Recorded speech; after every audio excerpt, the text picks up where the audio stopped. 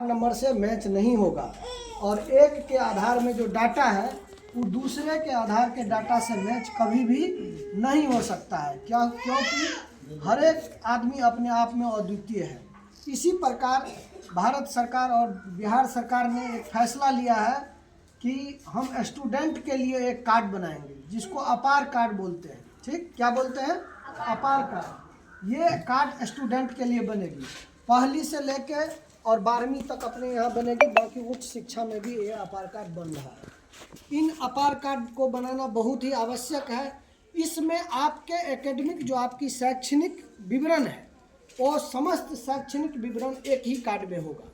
अगर ये ऐसा कार्ड है जो एक बार आपको बन गया तो भविष्य में कोई डॉक्यूमेंट भी मिस हो जाएगा तो उस कार्ड के माध्यम से हम डॉक्यूमेंट को ट्रेस कर सकते हैं।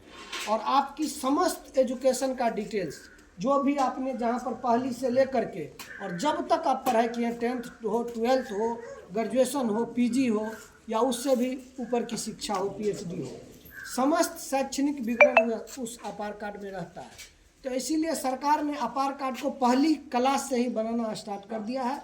पहली क्लास के बच्चे से ही आधार कार्ड बनना शुरू हो गया है। परंतु इसमें दो चीज़ की अत्यंत आवश्यक है।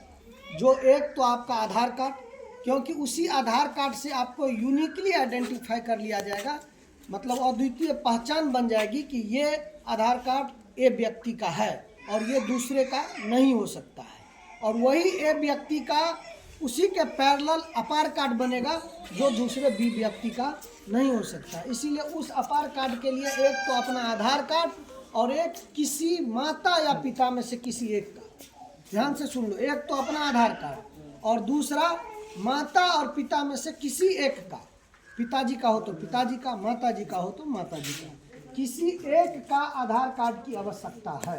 ठीक, आप लोग अपने घर में इस चीज़ को तैयार कर लीजिए। बहुत अधिक समय इसके लिए आपको नहीं मिलेगा। आप लोग अपने घर में अपना आधार कार्ड और अपने गार्जियन में से किसी एक का आधार कार्ड का कॉपी आप करा के रख लीजिए। ब्लॉक बीआरसी से हम लोग को फॉर्म मिलेगा, शीघ्र ही वो फॉर्म मिलने वाला है। हमारे सर बीआरसी में बात किए हैं, बीआरसी से फॉर्म आने वाला है। वहाँ से फॉर्म आएगा तो आपको उस फॉर्म को दिया जाएगा। आप उस फॉर्म को नहीं भरिएगा तो हम भर देंगे फॉर्म को। खाली आप उसमें गार्जियन का एक सिग्नेचर का कॉलम है, वहाँ पर सिग्नेचर करा लीजिएगा। अगर मदर का आधार कार्ड दे रहे हैं तो मदर का सिग्नेचर होना चाहिए। ध्यान से सुनो, मदर का आधार कार्ड दे रहे हैं तो मदर का सिग्नेचर। अगर सिग्नेचर नहीं करती है तो अंगूठा छाप, लेकिन मदर का ही। अगर फादर का दे रहे हो तो फादर का सिग्नेचर होना चाहिए। ठीक, यानी जिसका आधार कार्ड तुम दोगे उसी का सिग्नेचर होना चाहिए उस फॉर्म पर। और बाकी फॉर्म भरने की बहुत अधिक चिंता नहीं करना है, फॉर्म हम खुद भर लेंगे, आप खाली साइन करा के हमको दे दीजिएगा। तो आप लोग को रेडी क्या क्या रखना है? एक अपना आधार कार्ड और दूसरा गार्जियन का आधार कार्ड। ठीक, हाँ, और ब्लड ग्रुप, ये ब्लड ग्रुप की भी इसमें आवश्यकता है। क्योंकि इसमें ये आप ये समझ लो, जिस तरह आधार कार्ड में एक बार गलत हो जाता है ना तो जन्म तिथि तो सुधार करने के लिए कितना भटकना पड़ता है, भटकना पड़ता है ना। इसी तरह इसमें भी एक बार अगर गलत हो जाएगा तो दर दर भटकना पड़ेगा, उसके बाद भी सुधार होने में काफ़ी समस्या होगी। और कुछ चीज़ ऐसी है जो सुधार ही नहीं हो सकती है, जैसे आपकी ब्लड ग्रुप, इसको नहीं सुधार सकते हैं। सरकार ये मानती है कि आपकी ब्लड ग्रुप आज बी पॉजिटिव है तो होल लाइफ बी पॉजिटिव ही रहेगी, कल जा कर के वो ए पॉजिटिव नहीं हो जाएगा। इसलिए आपका ब्लड ग्रुप का भी आपके पास अगर कभी जांच हुआ हो तो ठीक है, नहीं जांच हुआ तो ब्लड ग्रुप का भी आप जानकारी रख लीजिएगा। ठीक, अगर भविष्य में सरकार कैंप लगाती है तो अलग बात, लेकिन वर्तमान में ऐसा कोई निर्देश अभी तक प्राप्त नहीं है ब्लड ग्रुप के लिए।